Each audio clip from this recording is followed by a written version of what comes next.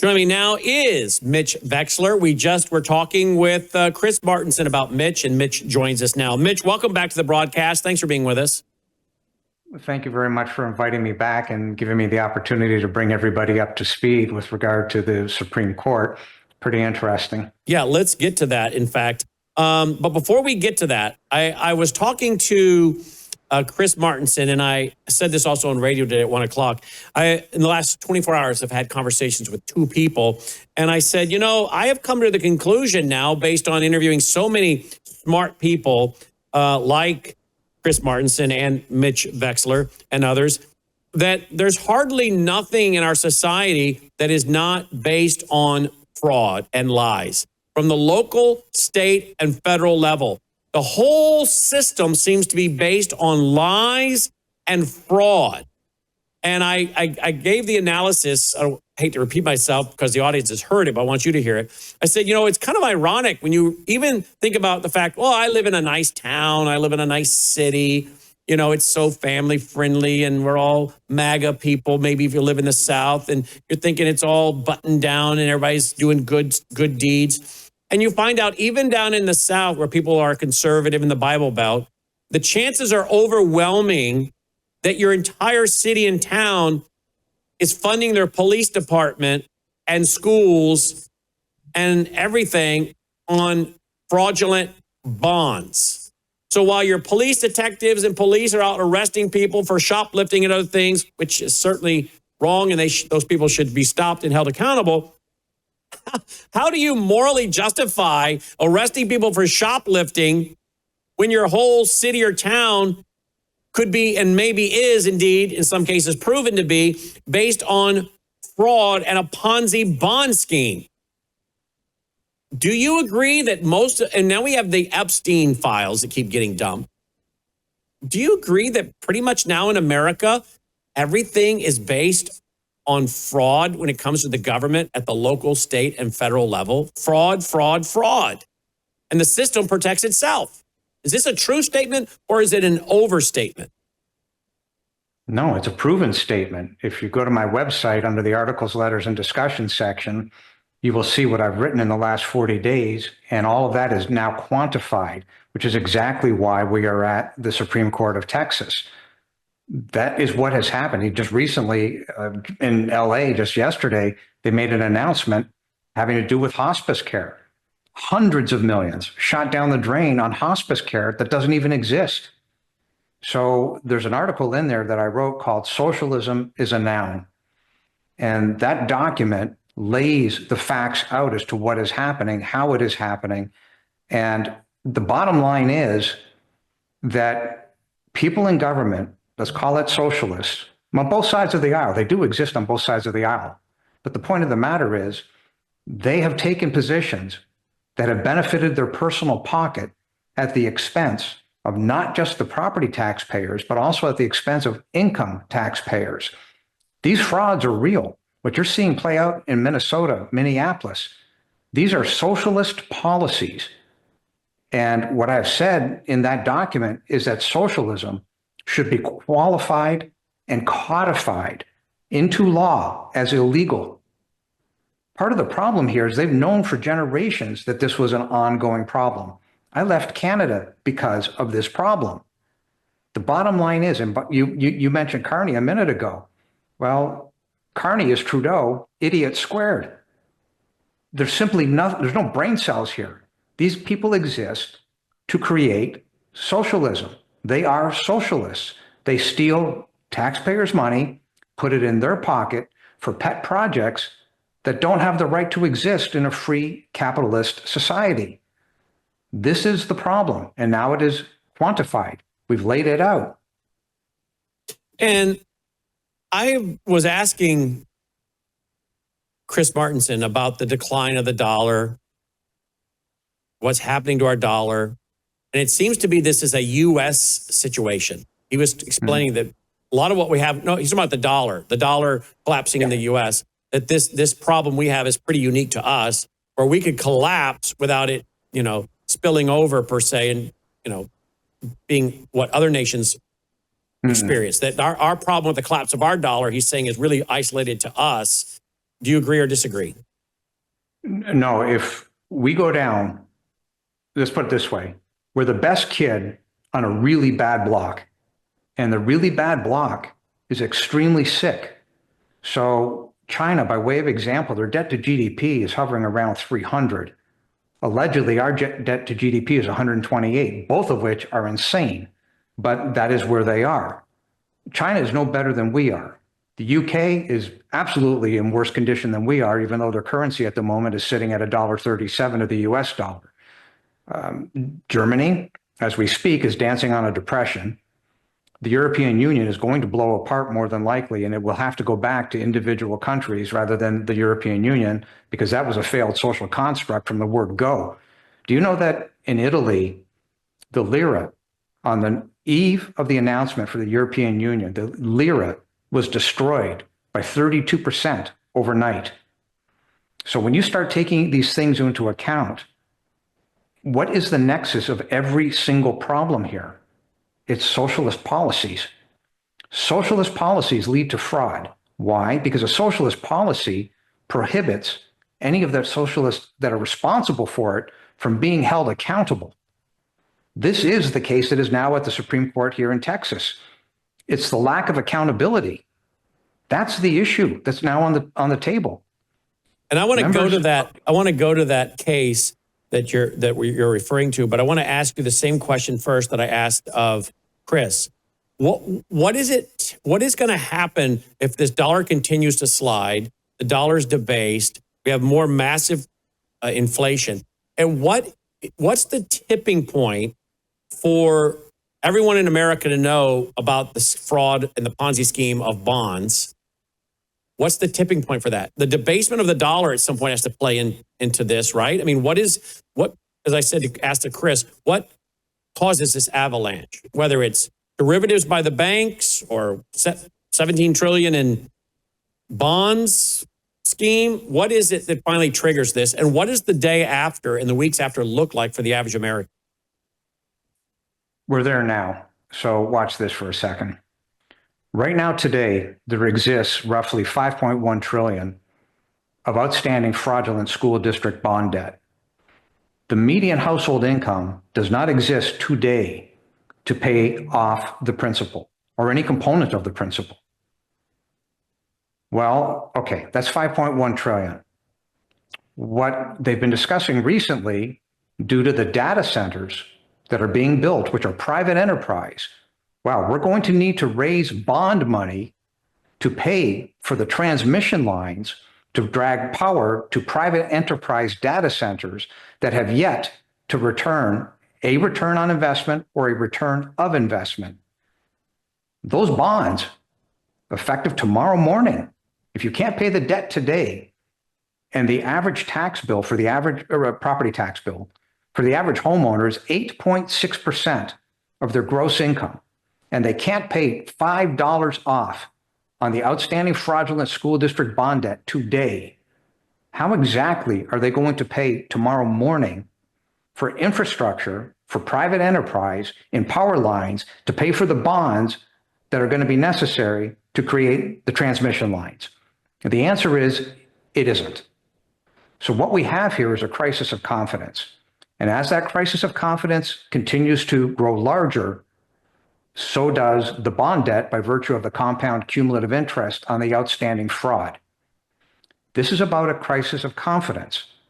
Things will go bad very quickly if they don't tell the truth and say, we are going to handle this in the following manner. And that manner is to be debated. But you can say, fine, we will tie our currency to a valuation, let's say it's 40% of precious metals, and we'll bump the precious metals. There's all sorts of ways to handle this. The problem is, you must admit that the Federal Reserve is the main culprit in this. You must admit that the school districts are the exact same thing as the Federal Reserve. The school districts use mom and pop as their printing press. The Federal Reserve simply turns on the printing press through the U.S. Treasury. The point of the matter is these things are hooked at the hip because they are fraud. The system is worth saving. The US dollar is worth saving. It must be saved. Because here's the ultimate crux of this problem, which is what socialism is about. It doesn't want to be saved. It doesn't want to be accountable. But if you don't have accountability in a system, then what is to stop this exact same problem under a new currency from recreating itself all over again? This is why socialism has to be codified in law as illegal. And every socialist policy removed that has created the fraud. And until this happens, this crisis of confidence is going to continue to grow. And we will end up, if they don't get serious about this, more than likely in civil war and or secession. Because people aren't going to tolerate this. When the grocery stores are empty, you're only 9 meals away, anywhere. Doesn't matter where in the United States, you're 9 meals away from a civil war. And tell me about this case right here. There it is on the screen. That's the amicus brief that we filed on my case at the Texas Supreme Court. And every opportunity I get to talk, and thank you very much for calling me back on, because every opportunity I get, I'm explaining this not just to the public, but I'm trying to get to the judges across the United States to make them understand why this is so important. This has much bigger ramifications in Texas, this case does. And on my website, there's a document that says the importance of the Vexler case to Texas. But the truth is, it's the importance of the Vexler case across the United States of America. And the main emphasis of this case is either the law exists, the black letter of the law, or it doesn't. Opposing counsel is taking the position, well, we don't want discovery of the fraud that we are committing on the public. This fraud is irrefutable. In fact, the data is insurmountable. We have video, we have audio. I have testimony from depositions. This fraud has occurred. The courts didn't know how to handle it, the prior courts, because they said, well, it stops at the appraisal review board. Well, by law, no, it can't. The appraisal review boards have no knowledge whatsoever on uniform standards of professional appraisal practice, nor do they have the ability to add 1 and 1, nor do they understand the fraud that is being committed, and nor do they have the ability to discover the fraud. They are not a judge. That's what this case is about. So in reality, everything that you're speaking to here today hovers around this exact issue. They do not want discovery on the fraud that they have committed. What is that? That is not free market capitalism. That is not constitutional. That's a fraud. Does this go to the whole thing that the Epstein thing is going to as well, which is people are saying, we can't really trust our elected officials. So many of our elected officials are compromised, they're captured. But how many of our local officials are compromised or captured because either they are protecting the system that they know they get their paycheck and pension from, or they are willingly participated in setting this system up and continuing to turn a blind eye to it? I mean, at what point are the local prosecutors that have thrown people in jail and prosecuted, at what point should they be prosecuted? I mean, talk about the hypocrisy, throwing people in jail for stealing or crimes, financial crimes or whatever else. Yet some of them may have knowingly turned a blind eye to this, which would be huge compared to some of the people they've prosecuted. No, two wrongs don't make a right, but you can't have a system that's not based on legal standards for all, not just the people in power. Ergo, what are we? The United States of America is a republic. A republic means that the laws are applicable to all. The bending of what has happened is socialism. This is social policies. Well, no, laws are applied to you, but not to me. That is what creates fraud. When you don't hold people accountable for their actions, which is what a republic is based on. And I would refer people even to a quote by Thomas Paine: "A thirst for absolute power is the natural disease of monarchy." To the evil of monarchy, we have added hereditary succession. Well, when you're talking about people who are compromised, all you have to do, Bush 1, Bush 2, Clintons, Obama, you understand what's going on here. And in Canada, you have Trudeau 1 and Trudeau 2.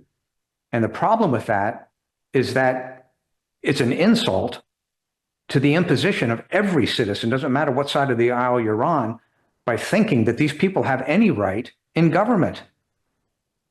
So these problems are all connected because they look at it and say, well, again, the law is applicable to you, mom and pop, but not applicable to me. And to your point on the DAs, I have made this point. I filed a criminal complaint nailing a couple of DAs over this exact issue. When I dropped off the amount of evidence that we've got, they simply shrugged their shoulders and said, well, what do you want me to do with it? Here's an idea. Go to the judge and say, Your Honor, I absolutely want to prosecute this. How do we get this done? But they don't. Therefore, those DAs should be removed. And DAs can be removed by the Attorney General. You can impeach a district attorney. Now, a DA under law does not necessarily have to take a case. They can simply say, I'm not taking it. They may not be capable of taking it, but that doesn't mean that the crimes didn't occur. If they say, we're not capable of handling this case, then get somebody who is. Bring in the FBI, the DOJ, and the SEC, which, by the way, we filed criminal complaints with all three of them. Right. And you talked about that with us now a few months ago. Where are we at with those? Well, isn't it interesting that on December 7th, excuse me, on December 7th, the Attorney General here in the state of Texas announced a 1,000 district investigation into the school districts. That's where we are. That happened as a direct result of those criminal complaints. I'm certain that the DOJ reached out and said, what the hell is going on? So that happened because, as it turns out, and I said in the beginning, this was not personal against the district attorney, but the bottom line is that the Attorney General is the sole person responsible in law. Hold on. Yeah, responsible in law. And yet, of course, that Attorney General is running for office to be governor, but it looks like he's not going to get the endorsement of Donald Trump, what I'm reading today. So Attorney Paxton, under the Texas Education Agency, is the party responsible to ensure that money exists to pay off the bonds. And if that money doesn't exist, he's responsible. Well, that was the point that was laid out to the DOJ, the SEC, and the FBI. Now, the SEC, it's important to notice that bonds fall into the category of the SEC. The SEC literally can walk into a school district because they have subpoena power and say, we're not asking you, we're telling you, turn these files over. And if you don't, we'll arrest you on the spot. They have the power. That was the point of bringing in the SEC. Well, that's why Attorney General Paxton has now gone out and said, fine, I see it, I understand, we will open an investigation. And they made that announcement on December 7th. So, as we get ready to wrap here, now we're like 17 trillion. Your buddy out of California thinks this whole thing is $17 trillion, right? The attorney in Washington, they believe it's 17. I'm at 5.1 trillion because we can quantify that. We can see it. What we can't see is the nexus of the off-balance sheet financing, the energy contracts, the solar fields through the 313 agreements. We can't see these things, but that's where the subpoena power of the SEC comes in. So the attorney looked at it and said, well, but under law, these banks are required to hold X% of their cash holdings in bonds. Well, the fact that is the case, the spider web in theory can grow up to 17 trillion, meaning what's being shown as US national debt doesn't take into account the private bonds. Therein lies the problem. Now, somebody would turn around and say, well, but our M2, give or take, is around 28 trillion. I don't know that that statement is true. I know that that's what we're being told, but it doesn't appear that this math stacks. Could there be more bonds out there than were actually being reported? Could the Federal Reserve has printed more money, the US Treasury printed more money than what is actually being reported? How much of that is inside of the 600 trillion roughly of derivatives? I don't know that anybody's got the answer to that. I don't know that anybody wants the answer to that. But the point of the matter is, none of that would have happened, not a stitch of it, if socialism was codified as illegal. These policies that have existed, this blowing the bubble, this nonstop printing is fraud. When you print money not backed by an asset, it's called counterfeiting. It's fraud. When you take money from mom and pop in the form of property tax, and you use that money to go into your pet project, say it's a theater in Conroe, Texas, as an example. And by the way, the story is true. Well, that's fraud. You took property taxes for a pet project on an allegedly historical building that somebody defined as historical.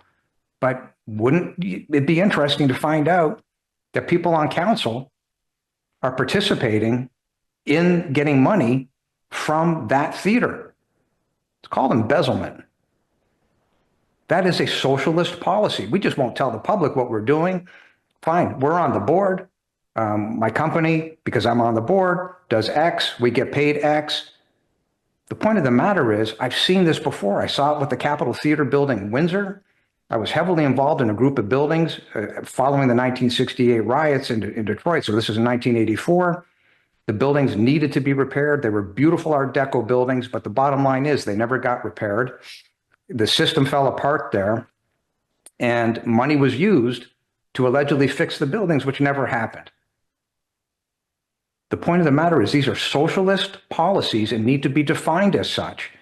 And socialism needs to be codified. And until they do this, as codified as illegal, the same credibility problem will keep raising its head.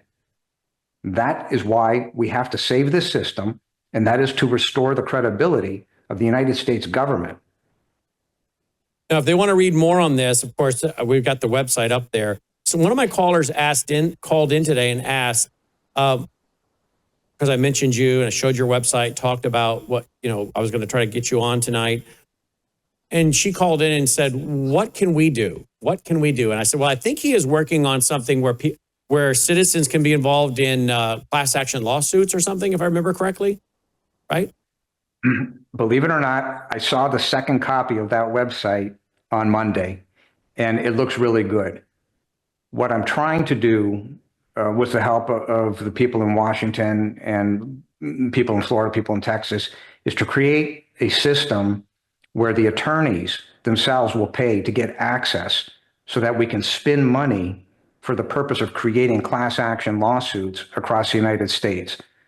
I can't carry this on my own, obviously, but that's what we're doing. So it's a very clean website, but we will charge the attorneys a fee to get access to the class action documents, and we will help put mom and pop.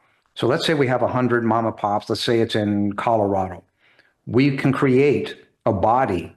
We can create a plaintiff made up of X amount of people for the attorneys. We can package all this because we've stepped through it from A to Z. So on one hand, we just found out about the Texas Supreme Court yesterday. So the response from opposing counsel is due on the 17th of February. And who is opposing counsel? Who is it? Is it a state official? No, it's a private law firm. Mm-hmm. They're representing who? Well, that's a very good question. They're representing the Denton Central Appraisal District. They are representing the chief appraiser, but they're also representing themselves as an officer of the court. And I'm sure you can read into exactly where I'm headed with that. They're going to have one hell of a problem because they are literally saying, and that is going to be their response, well, we don't want the public to be able to question how the fraud is being committed. And my response to that is, okay, and why not? You're an officer of the court. Be real careful. When is your first court hearing? And will the public be able to track it and hear it? I don't know the answer to both of those because it's really up to the Supreme Court. It's my understanding that the Supreme Court of Texas, they could have said no, but with the amicus brief, with the videos, with the criminal complaints, there's an awful lot of pressure being brought down because the pressure itself is simply the truth. Either the law exists or it doesn't. That's what this comes down to. So bottom line is you're going to get a hearing before the Supreme Court. I mean, that's happening.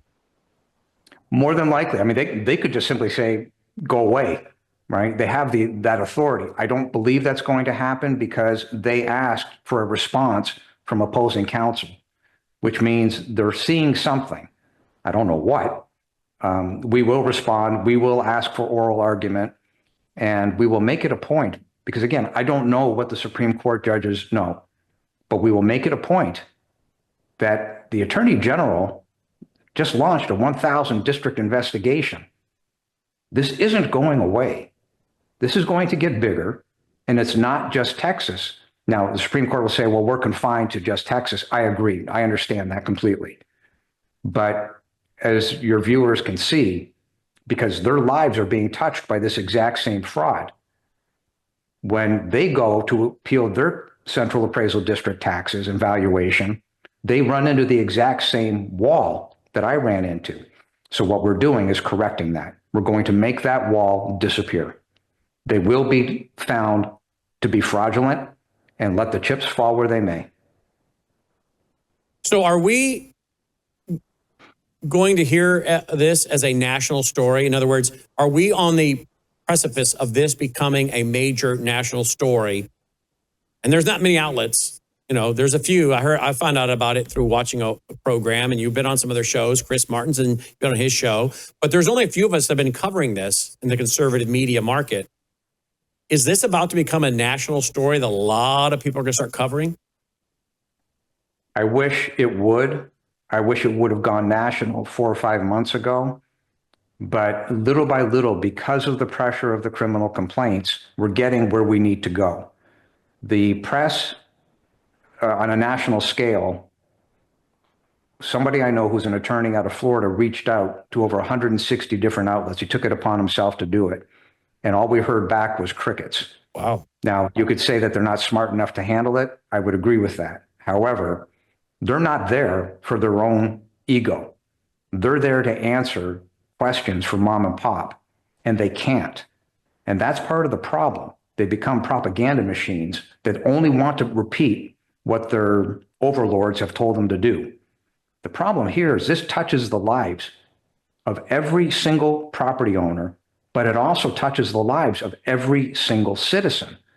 This inflation, you go to a grocery store, this is real.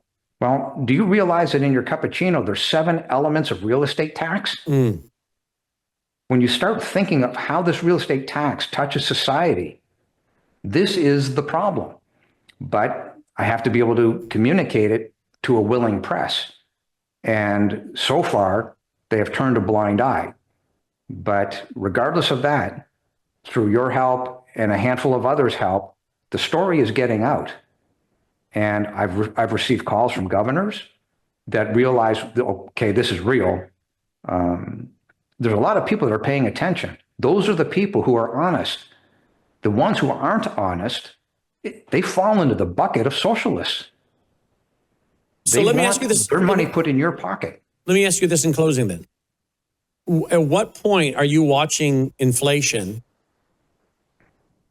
Because I watched a guy the other night, I think it was Peter Schiff or someone, was talking about at this rate of inflation we're going to be moving into, you're going over the next few years see the cost of living double or triple.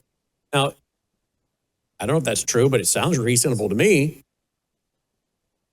At what point does this cause this whole thing to collapse? Because schools cannot operate with double and triple expenditures, everything costing 2 to 3 times more than it does today, without them having to then go in and get more bonds. But at what point does this whole thing collapse before they could even go and try to go back to the trough?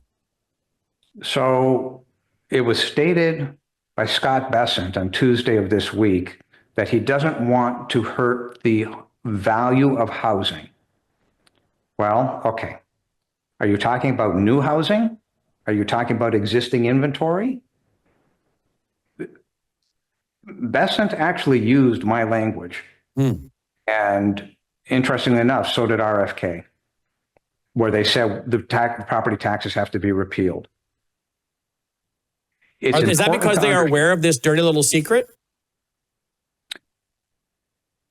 Here's the bottom line. If they are serious about fixing this, there's one fast way to do it and gain credibility simultaneously. Repeal the property tax in favor of the uniform state sales tax. You just wiped out $5.1 trillion in bonds, but you restored the balance sheet to mom and pop because they now own the land underneath their asset in perpetuity.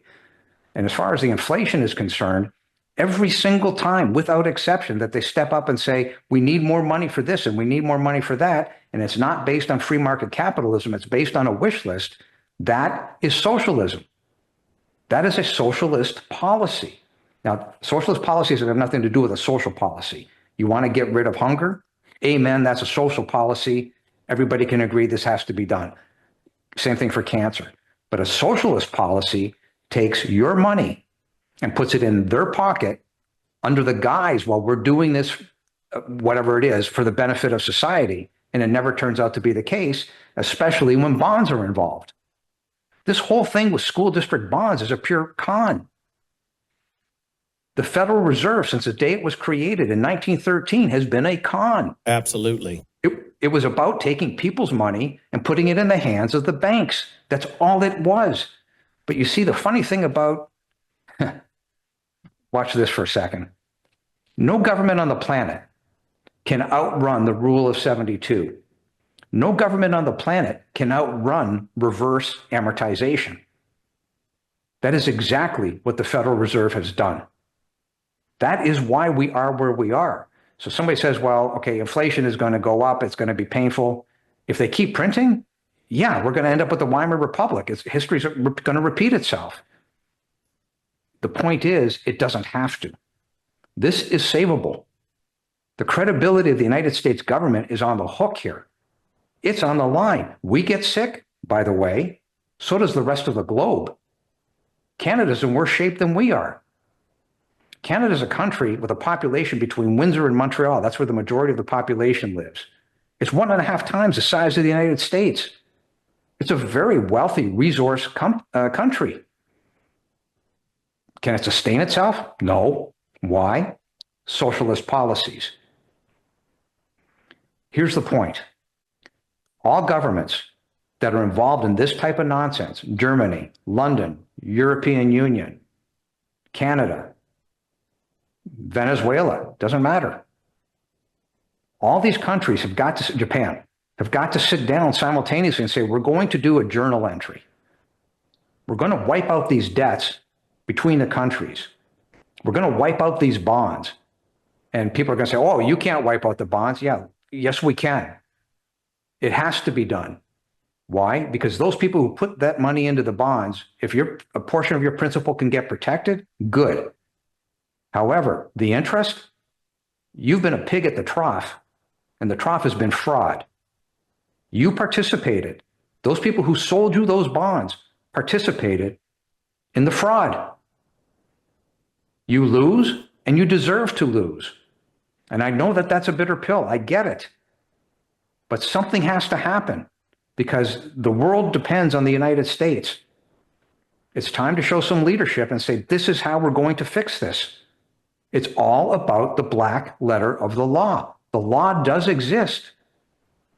The problem of socialism is it doesn't want to be held accountable. And people allowed this nonsense to fester. Yeah, that's why we are where we are. And the question is, will it fester until it pops? And then mom and pop and the average person is wiped out in their pension and retirement accounts and all these other things. But, we're racing against the clock here while the dollar's diving. And, I just don't see, Chris Martinson thinks that, this whole system is likely to collapse before the end of President Trump's presidency based on where we're headed now. And of course, we're looking at banks, bank failures, liquidity issues, derivatives, and now, thanks to you, school bonds. But the good news, I'll try to wrap it on a positive. It looks like your case is going to be heading to the Supreme Court. So go there, folks. Look at letters, articles, and discussions, as well. Lots of information there. And then, of course, you can go to Mockingbird Properties, and then do the mockingbirdsproperties.com/DCAD, as you see on the website. Stay on this, folks, because this is a huge story. And thank you for your persistence on this, Mitch. Thank you very much for allowing me to explain what's going on. It's important. The more people that know, the better off we're all going to be, including the politicians. They need to know, they need to take action. And everybody that owns property, and even those that don't, including renters, you need to participate in your local community. You've got to get involved. You cannot sit there anymore, because if you do, they will continue to steal your money. The only way they're held accountable, literally, is by mom and pop getting involved in their local community. Get involved at the city council, get involved at your school district, whatever it takes. Become aware and hold them accountable. And get folks over to mockingbirdproperties.com/DCAD to read on these reports. Thank you, Mitch. Thank you very much. We'll be right back, guys.